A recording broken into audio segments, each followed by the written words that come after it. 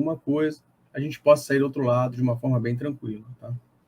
Não, mas eu queria aprofundar esse ponto, cara, porque assim, o Fiagro está crescendo pra caramba e as operações que a gente tem tido mais problema, né, na verdade iniciou em um fundo imobiliário voltado para o agro e aí veio vindo para os Fiagro, né? E aí o investidor, cara, é incrível, assim, né? Vocês, lógico, né? Vocês não têm tempo para isso, mas a gente, né, Dani, tá nos grupos do WhatsApp, do Telegram, e aí falou de Fiagro, o cara fala, não, mas aí na hora de executar essa garantia, porque, né, a outra operação lá foi ver a alienação fiduciária não estava na matrícula. A outra operação foi ver, o cara tinha vendido a terra para outro cara, aquele risco cartoral, né, do Brasil, terrível e tal. Então, eu queria que vocês, se pudessem, até em tom educativo mesmo, né? Como é que se dá, de fato, trabalhar essa operação e buscar esses pontos todos, fechar esse cerco? Aí vocês estão falando, né? Pega a sessão fiduciária. A gente já viu o caso do cara, né, ter a safra lá pronta, foi fazer a execução da safra, o cara colheu tudo um dia antes e vendeu, né? O Dani tá rindo aí, mas acontece, né? Muito. Tem caso, o cara foi ver, ele tinha colocado como a F uma outra terra, né, inserida dentro de outra terra que era aquela terra encravada que a gente fala aqui, né, no interior. Essa terra não serve para ninguém mais. Por quê? Porque não tem saída dentro da propriedade gigante desse produtor. Então, tem vários aspectos importantes aí. Então, eu queria que vocês pudessem, né, por favor, achei legal demais a forma como vocês abordaram, né, de conhecer. E aí eu até vou fazer meia-culpa aqui. Engraçado isso, né? O Dani fica até com medo do que eu falo, né? Mas quando a gente fala com carioca, eu falei para vocês, meu pai é carioca, não é desrespeito nenhum.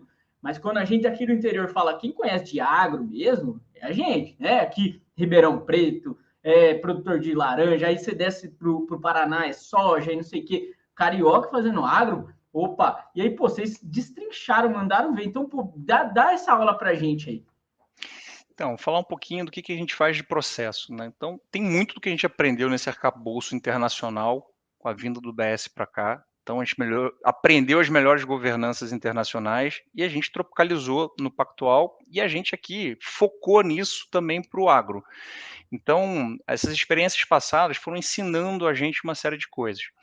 Então, como é que a gente faz uma análise do crédito? A gente primeiro recebe uma série de informações daquele produtor, faz uma primeira análise, planilha aquilo na nossa modelagem com as informações do produtor. Começa a bater uma série de números que a gente já tem os nossos parâmetros aqui, porque a gente conhece vários outros produtores daquela região, sabe qual é o nível de produtividade, etc. Fez tudo sentido em termos gerais? Bacana. Vamos fazer um primeiro comitê. A gente analisa a terra também, a gente faz um primeiro desenho de se tudo que ele me falou é verdade, dá para a gente fazer uma operação nessas condições. Te apresenta para o produtor que a gente chama de termos e condições. Ele falou, não, estou de acordo em fazer com esse volume de terra, com essas garantias e tudo mais. Chegamos a um desenho de que é um acordo de negócio, aí começa o trabalho mais aprofundado. Então, a gente vai e visita todas as operações que a gente faz. Então, vou fazer uma operação com o produtor rural, alguém da Axis, em especial, tem um time nosso focado em agro, do interior por coincidência, mas eu não acho que é só o interior de São Paulo que conhece, né? Nosso comercial é de Bauru, que vai e visita a terra, vê como ele está funcionando, todo aquele maquinário dele, se o maquinário está de acordo com aquela região, se a forma com que os empregados estão trabalhando está equalizada, se tem ou não tem silo, se tem pivô, da onde que ele busca a irrigação, qual a qualidade do solo, se existe um bom teor de argila, como é que está a evolução da plantação dele em comparação às áreas do entorno, os vizinhos, e a gente já pegou essa diferença numa visita técnica. A gente faz todo um trabalho pormenorizado de análise, o olho no olho. Então, a gente estava falando lá o C do caráter, né? Então, conhece a pessoa, tenta ter essa sensação de, esse cara é sério, não é? Saindo daquela reunião, faz um confrontamento com outras pessoas da região. Você conhece o seu agricultor X? O que você acha dele? Como é que ele trabalha? busca essa referência. Então, fizemos esse trabalho interno. Não satisfeito, a gente faz um double check. Então, a gente contrata uma das empresas especializadas no setor que vai fazer o mesmo trabalho, em que ela analisa a terra, dá um preço para aquela terra. Não, essa terra eu acho que vale tanto nesses parâmetros que a gente já discutiu amplamente com aquele produtor, com aquele fornecedor de relatório que valida todas as nossas análises. A gente confronta essa informação toda, checando, inclusive, um database que a gente criou. Então, como a gente começou a falar com muito produtor rural, a gente tinha as terras onde eram, e a gente começou a colocar esse cadastro. Não, nessa terra a produtividade é tal, a gente tem esse tipo de preço, esse tipo de região, pluviometria funciona assim, o acesso é dessa forma, eu estou próximo à estrada, não estou, eu tenho acesso, não tenho. Eu tenho reserva legal para essa matrícula, que me ajuda na venda. Então, a gente faz uma série de análises ali. Então, isso é um dos fatores. Parte jurídica. Então, o meu sócio que começou comigo, a Exis, era sócio responsável de um dos principais casos do Brasil aí de crédito, que originou 2 das principais casas de recuperação de crédito do Brasil, né? Então, a gente viu muito disso, a gente viu um monte de problema, a gente faz a nossa análise pormenorizada, a gente vai a fundo e a gente depois faz também sempre um double check. A gente contrata uma grande banca especializada no setor. Então a gente falou que é agnóstico. No agro, a gente tem as principais bancas do agro que são acostumadas com esses problemas cartorais, são acostumadas com esses problemas de fronteira da fazenda, e a gente tenta trabalhar isso tudo em conjunto para trazer um arcabouço mais robusto possível para aquela operação. Então, com esse double check todo, a gente validando todas as premissas que foram colocadas lá na frente, a gente sai efetivamente para a operação. Tá? Então, é um trabalho feito aí a muitas mãos, com várias casas, não só a nossa, para poder verificar todas as nossas premissas e a gente ter um independente que tem uma visão ampla, complementar à nossa, validando toda aquela análise feita internamente. Tá? Então, isso é um fator importante. Fator de estrutura. O Marcos colocou um ponto muito relevante. Então, tem várias coisas que a gente vai observando na forma daquele setor em específico. Então, para quem não conhece muito de um produtor rural, ele tem pouca governança, ele não tem um CFO, ele não tem um diretor financeiro, não está funcionando maravilhosamente bem aquela área de pagamentos. É um cara que também não tem um diretor de operações, que vai estar lá na hora da colheita, fazendo tudo funcionar. Então, geralmente é uma família que está tocando aquele negócio e eles estão ali muito focados no principal. O que é o principal? Fazer a plantação acontecer. E aquelas imagens maravilhosas que a gente tem no Brasil, aquele monte de trator, tudo juntinho, assim, andando, colhendo tudo de uma vez só, aquilo é necessário para que a gente consiga fazer algo quase que único no mundo, que é ter safra e safrinha, mesmo sem ter nenhum tipo de irrigação. Então, você tem uma janela de chuva tão certinha no Brasil por causa da Amazônia, que permite esse produtor fazer 2 safras no ano, só que ele tem que fazer aquilo ali num prazo muito curto, principalmente quando você vai ficando com áreas grandes, essa logística vai ficando complexa. Então, na hora que você tem a troca da safra para a safrinha, a prioridade da operação. Choveu, ele tem que plantar.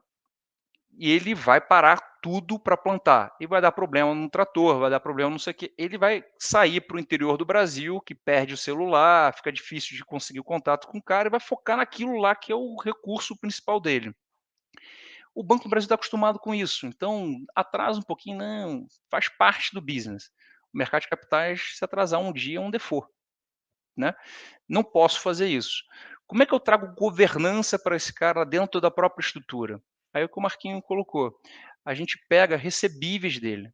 Então, dentro das operações que você falou, essas garantias elas são frágeis. Os recebíveis, ninguém usa os recebíveis porque geralmente os produtores, nessa safra em especial, vendem muito próximo do final da safra a colheita deles. Então, com isso, você não tem um recebível desse ano para o ano que vem, que você consegue constituir, está garantido. Então, fica um recebível curtinho, que ninguém olha. Falou, não, cara, eu quero esse recebível. Me dá esse recebível aqui, constitui 90 dias antes do recebível. Na hora que ele constitui o recebível, primeiro eu já vi qual foi o preço médio que ele está começando a vender. E eu vou batendo na minha modelagem lá que eu tenho internamente. Segundo, eu sei que está tudo funcionando bem, porque eu já tenho um fluxo e agora eu estou correndo o risco da Bung me pagar naquela data, e aí ela tem o diretor financeiro, as coisas estão funcionando lá, já não é mais o seu Joaquim que vai estar aqui fazendo as coisas andarem, né? Então a gente monta a estrutura de tal maneira que ela fique quase que autoliquidável. Não foi autoliquidável, ele não constituiu, eu tenho um alerta 90 dias antes do mercado para eu bater na porta do seu Joaquim, o que houve? Não recebi os recebíveis no dia certo, como é que a gente resolve isso antes dele entrar naquela convulsão operacional, mais de rolagem financeira, em que tudo acontece mais ou menos numa mesma data. Então, isso é um pouco de estrutura, da expertise, como é que a gente faz a análise. E em termos de garantia, a tese do Xingu veio muito do que você falou. Colhi, não está mais lá, tem que esperar a próxima colheita. Pô, já aconteceu com a gente. Não, você pega a soja, mas essa soja é de quem? Porque eu colhi nessa gleba aqui que você estava com as sojas para você, só que o cara não colhe na direção da gleba, ele colhe na direção lógica da colheita. Então, se tinha uma operação nossa aqui, na operação seguinte era do Pactual, na outra era do Itaú, e na outra era de outro Friagro, pô, de quem é aquele caminhão? Né? Então, a gente já viveu essas coisas dentro do banco.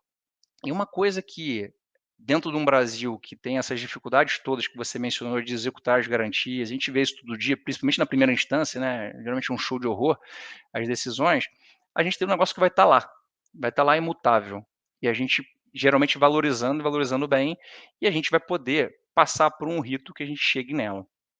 E aí, conversando, uma coisa importante, a gente não conseguiu ter essa experiência aqui para mostrar para vocês, graças a Deus, mas a gente conversou com outras casas de recuperação que tiveram essa experiência, e a gente, dentro da nossa assessoria, já assessorou também um produtor rural que pediu recuperação judicial. E a gente começou a entender como as coisas estavam evoluindo em termos de execução de terras. Então, uma das nossas perguntas, qual é o prazo de uma execução de terras dessas operações que você comprou já com problema? Sabe qual foi a resposta? Nunca executei uma terra. Isso não, calma aí, você comprou um monte de operação com a F de terra, você ia executar, você estava vencendo, eu acompanhei o processo, estou aqui, tô que nem vocês analisam a gente está aqui analisando eles, né?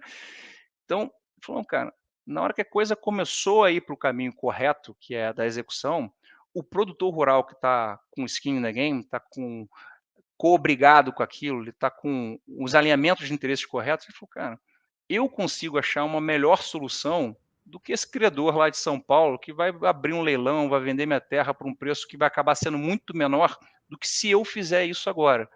Então, deixa eu trabalhar isso aqui que eu vou resolver. E outra, então, né? Se o cara perdeu a terra, acabou. A vida do produtor é essa, né? Cara, e você vive isso. Você chega lá, você vê os caras que saíram lá de trás, do sul do Brasil. A gente está falando aqui do interior de São Paulo, mas os caras que fizeram agro mesmo, então estavam todos no sul, cara. Os caras foram para lá e começaram a desenvolver, a desbravar o nada. Tem uma história bacana para a gente que vai bastante para o interior, que eu não sabia, né? Eu achava que Sorriso, que é uma das capitais do agro, era de Sorriso, né? Não é. A origem de Sorriso é do italiano que chegou lá e falou, cara, aqui só planta arroz, aqui só riso. E virou Sorriso na cidade. E aí, a gente, cara, outra coisa que é bacana, a gente vê o agro hoje, pop, né? A Globo já fala que o agro é pop, o mercado descobriu só agora. A gente vê como é que esses caras foram se desenvolvendo. Até a Embrapa teve papel importante nisso. A gente desenvolveu uma série de sementes que fizeram aquele lugar virar um tapete de soja. Né? Então, que é algo que na origem, aparentemente, só daria arroz ali com muito esforço. Não, é incrível, né? A gente comenta sempre, cara, até a década de 70 o Brasil era importador de alimento, né? De grão. É incrível você ver, e de fato, como você falou, a soja, inicialmente, não daria certo no Centro-Oeste, não tem clima para isso, e foi desenvolvimento, tecnologia,